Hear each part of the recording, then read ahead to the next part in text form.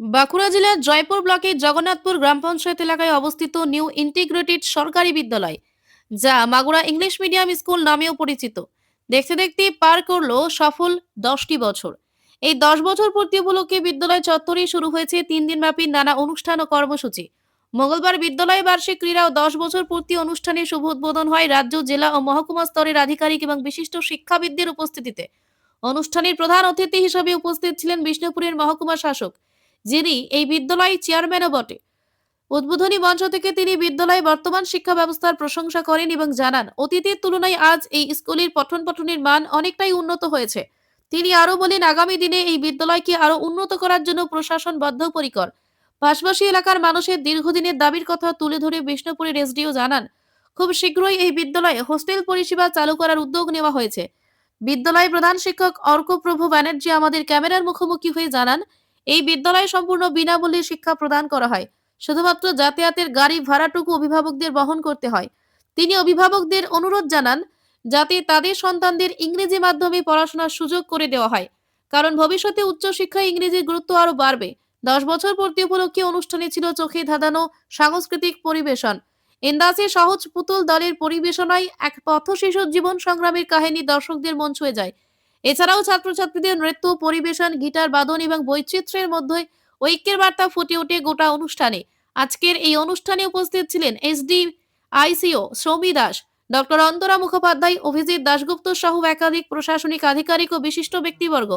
উদ্বোধনী সঙ্গীত, প্রদীপ প্রজ্বলন এবং বরণ পর্বের মধ্য দিয়ে সফলভাবে অনুষ্ঠানের সূচনা হয়। এই বিশেষ অনুষ্ঠান বাঁকুড়ার জয়পুর থেকে ইনামুল ভুঁইয়ার রিপোর্ট, পিস নিউজ বাংলা। হ্যাঁ, আমাদের স্কুল হচ্ছে বিষ্ণুপুর সাব ডিভিশনের বিষ্ণুপুর মহকুমার একমাত্র সরকারি ইংলিশ মিডিয়াম স্কুল। সরকারি মানে যেটাকে পিএসসি স্কুল বলে, মানে পাবলিক সার্ভিস কমিশন দিয়ে আমরা সবাই এসেছি। এবং আমাদের এই মুহূর্তে নন টিচিং স্টাফ ছাড়া 13 জন টিচার আছেন। এবং আমাদের বাচ্চা এই মুহূর্তে 100+ হয়েছে, 125 টু বি ভেরি অনেস্ট।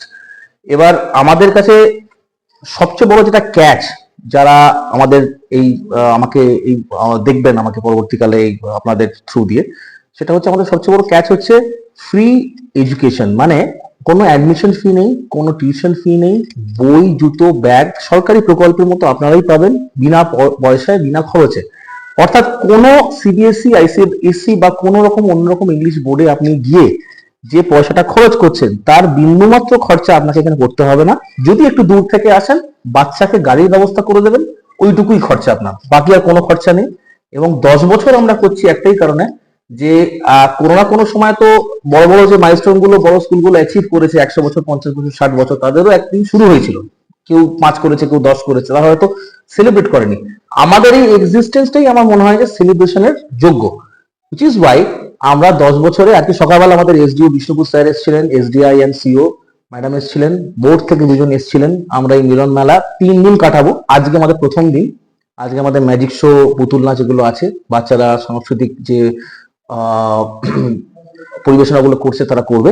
কালকে আমাদের আছে স্পোর্টস, অ্যানুয়াল স্পোর্টস, এটা আমাদের প্রতি বছর হয়। আর পরশু দিনকে মানে 29 তারিখ আছে আমাদের খাদ্য মেলা এবং স্পোর্টস এর প্রাইজ ডিস্ট্রিবিউশন।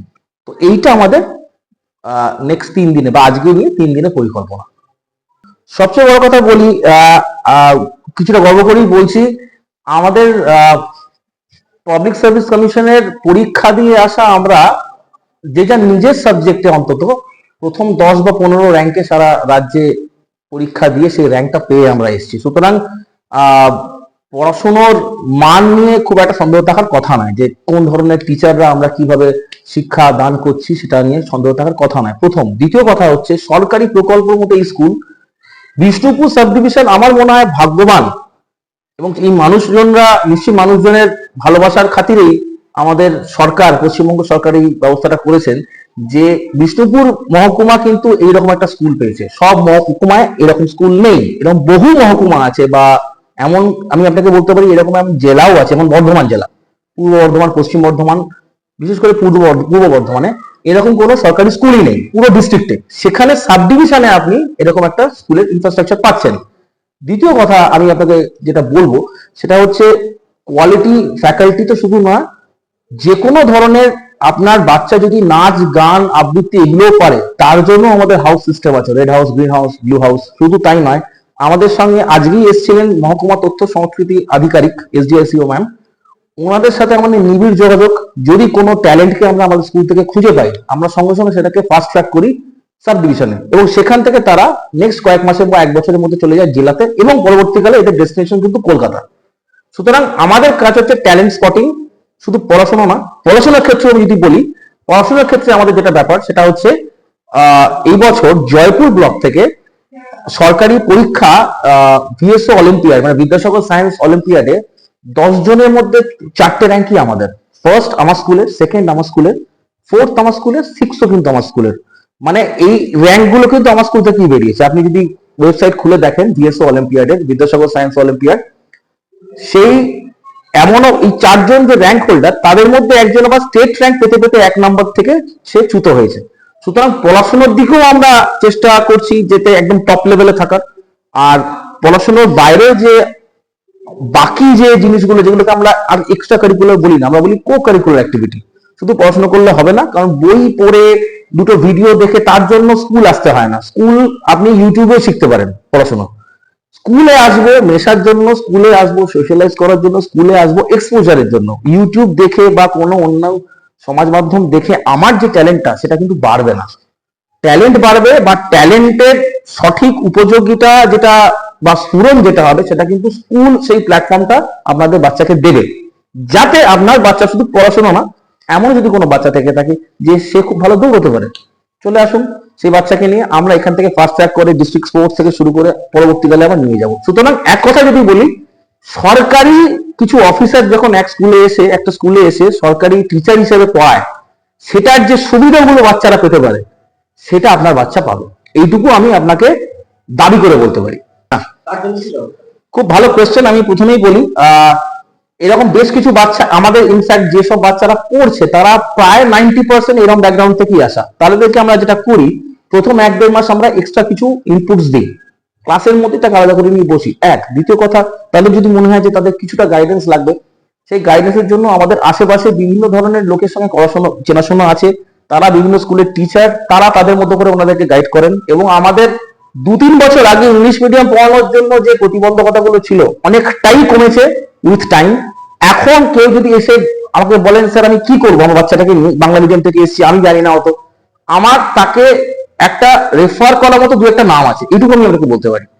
এটা হচ্ছে একটা পয়েন্ট। দ্বিতীয় পয়েন্ট হচ্ছে, আজ কষ্ট করে ইংরেজি শিখবে, না হলে স্কুল লেভেলের পর আরো বেশি কষ্ট করে এবং লজ্জা সহকারে, এবং সেই লজ্জাটা 18 বছরের পর অন্য রকমের জিনিস হয়।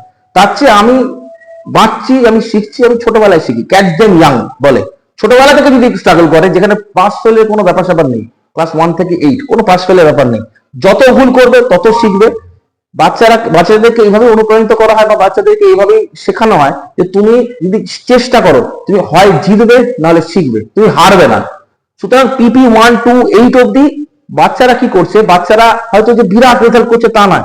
আমাদের স্কুলে কিন্তু সায়েন্স অলিম্পিয়াডও হয়, এখানকার একমাত্র স্কুল, সরকারি বলুন আধা সরকারি বলুন, যেখানে সায়েন্স অলিম্পিয়াড হয়। আপনি যদি প্যান করেন, এখানে আমার এখানে সার্টিফিকেটও আছে, কোন স্কুলে সায়েন্স অলিম্পিয়াড হয় না বা ম্যাথস অলিম্পিয়াড হয় না এখানকার। কারণ এখানকার বাচ্চারা, আমি ছোটবেলা থেকে দেখে শিখাচ্ছি যে এমসিকিউ কি করে উত্তর দিতে হয়।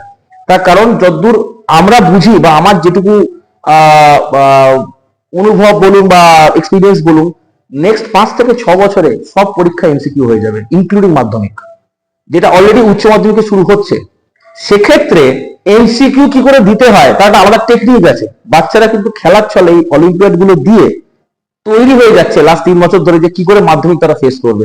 কারণ এর ঢেউটা যখন আসবে, তখন কিন্তু যারা প্রিপেয়ার থাকবে না, যারা রেডি থাকবে না এমসিকিউ এর জন্য, তারা কিন্তু তাদেরকে ঢেউটা সুনামি বলে মনে হবে। তখন কিন্তু আর সময় থাকবে না নিজের স্টাইলটাকে চেঞ্জ করার। তো সেই জন্য 1, 2, 3 থেকে শুরু করে 10 এর বাচ্চাও, মাধ্যমিক যারা কালকে দেবে, তারা কিন্তু আমার অলিম্পিয়াড পরীক্ষা দেয়। তারা নিজে স্বেচ্ছায় দেয়, কারণ তারা কনফিডেন্ট যে আমি 25-30 যাই পাই, যাই আসে না, আমি অলিম্পিয়াড লেভেলে কোয়েশ্চেন সলভ করছি, মানে আমি মাধ্যমিক এমনি মেরে দেবো। এইটা একটা ব্যাপার আমরা তৈরি করতে পারি বাচ্চার মধ্যে। এবং ওই জন্যই বলছি, প্রচুর স্কুল আছে 1000, 1500, 2000 বাচ্চা, কিন্তু আমার স্কুলে এই কটা বাচ্চা নিয়ে কিন্তু আমার ন্যাশনাল মেরিট কাম মিন্স 2টো র্যাঙ্ক আছে এবছর, এবং ভিএসও অলিম্পিয়াডে 4টে র্যাঙ্ক আছে। তাহলে আমি সবসময় বিশ্বাস করব কোয়ালিটিতে, নট কোয়ান্টিটি। আমার যে কটা আছে আমি সলিড রেডি করব। যাতে তারা একটা প্রাইভেট টিউশনের মতো এখানেই পায়, কারণ এক একটা ক্লাসে আমাদের 10টা 12টা করে বাচ্চা ম্যাক্সিমাম। প্রাইভেট টিউশনের কাজটা এখানেই হয়ে যাচ্ছে, আলাদা করে যে বিরাট সাপোর্ট লাগবে তাও না, প্লাস টিচাররা পড়াশুনো ছাড়াও অন্য কিছু করার সুযোগ পাচ্ছে, তার কারণ বাচ্চা কম, খাতা চেকিং কম। তখন আমরা সাংস্কৃতিক যে অনুষ্ঠানগুলো সেগুলো করতে পারছি, তখন আমরা প্যারেড করতে পারছি। আমরা গতকালই এসডিও স্যারের যে অনুষ্ঠান হয় 26শে জানুয়ারি বিএসএস স্টেডিয়ামে, সেখানে কালকে আমরা পারফর্ম করেছি। এসডিও স্যারের, এসডিও বিষ্ণুপুরের যদি পেজে আপনি যান ফেসবুকে, সেখানে আপনি আমাদের বাচ্চাদের দেখতে পাবেন এবং তার যে থাম্বনেল, সেই থাম্বনেলের বাচ্চাটা কিন্তু আমাদের স্কুলের সমৃদ্ধি। সুতরাং আমরা কিন্তু একটা ফেস বিষ্ণুপুর সাব ডিভিশনে এই মুহূর্তে।